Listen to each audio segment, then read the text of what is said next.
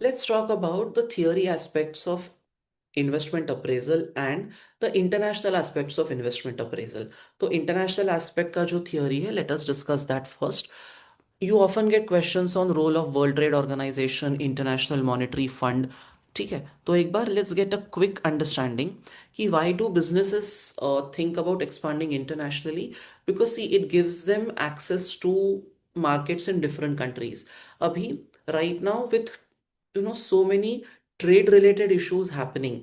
अभी जैसे India signed a trade agreement with free trade agreement with the European Union last year around वो कौन सा Pahalgam attack हुआ था, उसके बाद around that time India signed a trade agreement with UK.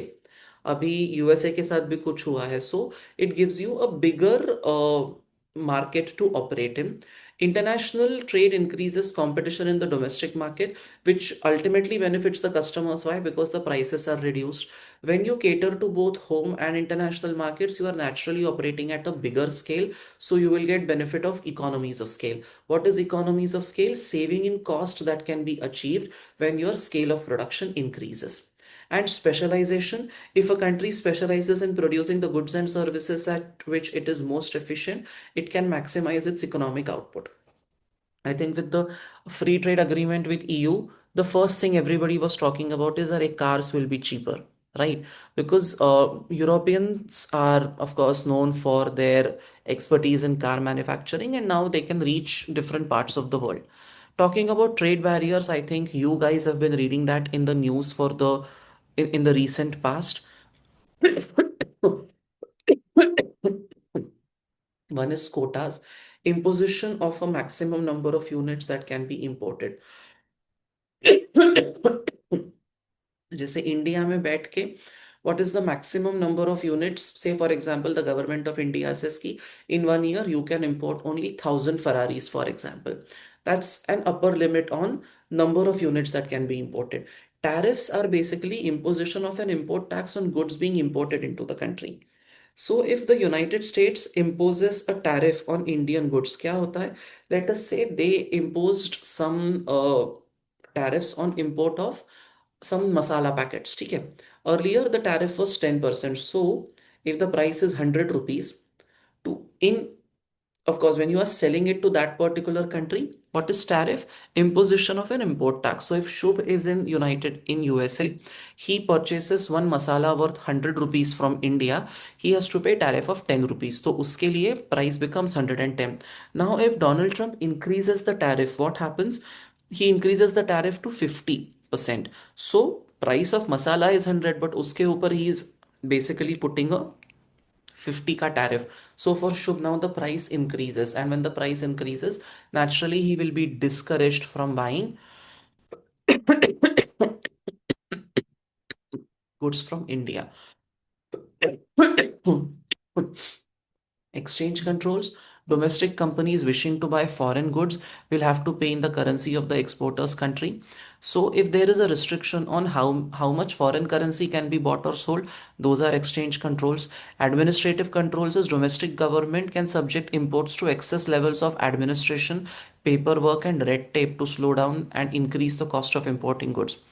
Now a friend of mine, he purchased Jordans, कुछ 8,000 का था शायद से वो, and then of course there were, so वो इम्पोर्ट तो कर लिया उसने, पेमेंट तो कर दिया, but then he got a call from the custom office कि तुम्हारा जूता is lying here, fill these papers, fill this sheet, fill that sheet, and then come and show the proof of payment and then take the goods back with you.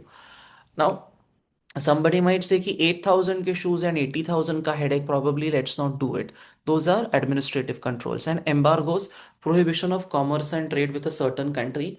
अब जैसे there are certain restrictions being imposed, or other USA is saying if you import oil from Russia, then it मतलब don't import oil from Russia, otherwise we'll put some punitive action on you. So those are embargoes. ठीक है. Trade agreements have become very very common. A bilateral trade agreement is between two countries to eliminate quotas and tariffs.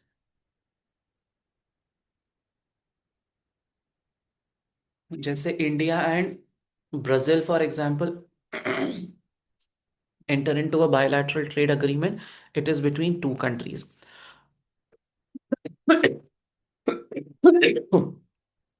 A multilateral trade agreement is similar to a bilateral agreement. It's just that it is between multiple countries like India and European Union, right? Or we have this group called BRICS. Do you know? Group of nations called BRICS. Tell me, Mr. Shah, who all are a part of BRICS? So there's Brazil, India, China, Russia, then South Africa just recently joined, and there are multiple small different countries. I think so. There are total 27 countries Mm-hmm. in the BRIC formation. Right. And then, of course, you have free trade areas. The best example is EU, European Union, Eurozone.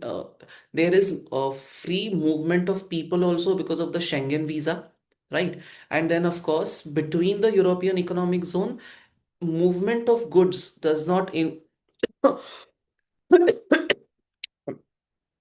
If you are moving goods from France to Germany, the level of checking, the level of tariffs that are paid, import duties, these are at a bare minimum or not even there. Because on that basis, the European Union stands together as a combined group of 27 countries, right? Which now negotiate together, and that gives them better leverage in terms of negotiations. Then you have customs union, is a free trade area with a common external tariff. The participant countries set up common in external trade policy, but in some cases they use different import quotas. जैसे say for example certain countries in South America set up a customs union, so them versus the rest of the world is the approach that they have in mind. अब right now तो Venezuela, अब कहाँ बचा है Venezuela, right? There are other things happening.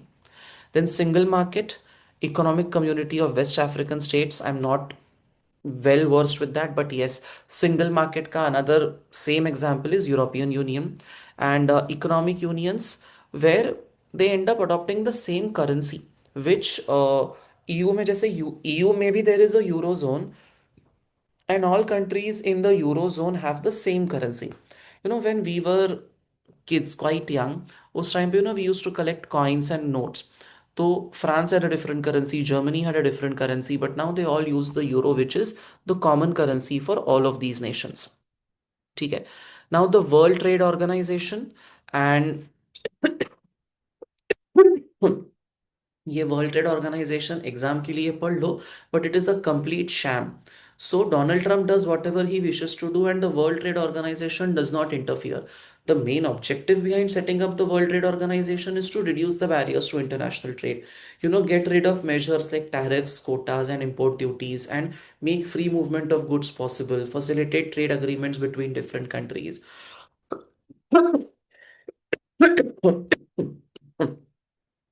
If there are trade barriers, try to negotiate and reduce the trade barriers. If there are disputes, the World Trade Organization will also help you in addressing those disputes. Sorry. Now the World Trade Organization also works towards reducing the protectionist measures. How does that work? Protectionist measures could be in the form of, say, import duties or quotas or tariffs. So if one country imposes tariffs, then the other country will impose counter tariffs, and this war will keep on happening, and the trade in the two countries will get impacted. And the job of the World Trade Organization will be to ensure that these barriers are reduced so that free trade of goods and services becomes possible. Disadvantages of reducing protectionist measures. Possible drawbacks of reducing protectionist policies mainly revolve around the need to protect certain industries. For example, India for a very long time had, this anti-China thingy, don't import from China because these goods are cheaper and they harm the local industries. They say, Diwali ke time they have all of this ki arey, buy it from the local sellers and don't buy Chinese lamps and all of that, because you want to make sure that your trade and your country ka basically the industry is taken care of.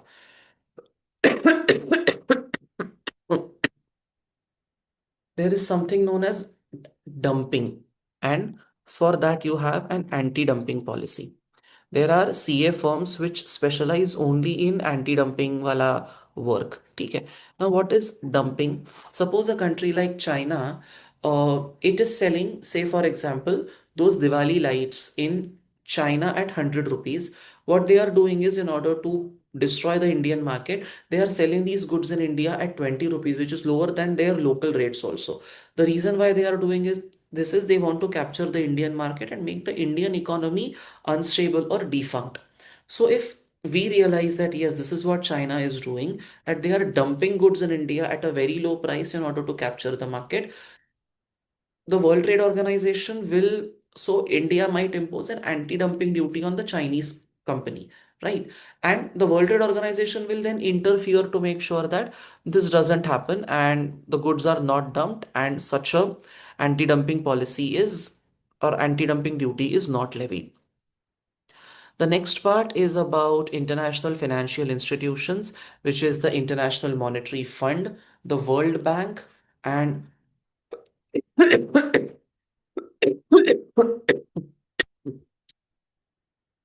what is the World Bank? The International Bank for Reconstruction and Development, also known as the World Bank. So it's an international organization whose main job is to give loans to different countries who are in need of funds.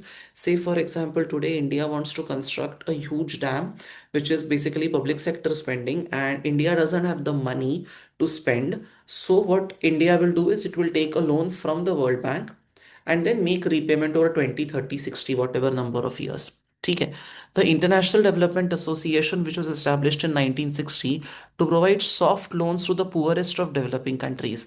I think one country which is suddenly in news is Burkina Faso. I'm not sure whether you guys follow the news, but that country is, matlab there is political crisis also, but they are making certain economic progress as well. And, they have multiple international entities backing them. The International Monetary Fund, again, it works on promoting international financial cooperation and establishing a system of stable exchange rates, managing the growth of international liquidity, and providing a source of credit for members. Basically, no country should run into liquidity crisis. ये सब ensure करना is the role of the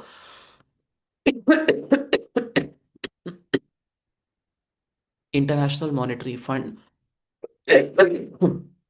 You have some more details on central banks of different countries. ठीक है. Central banks are basically, like India has Reserve Bank of India, the United States of America has the Federal Reserve, Europe has the European Commercial Bank, then there is the Bank of England.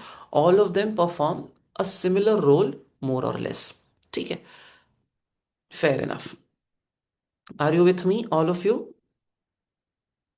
Yes, sir. Yes. Just give me a moment. I'll fetch some water and we'll Yes, continue. sir. Just one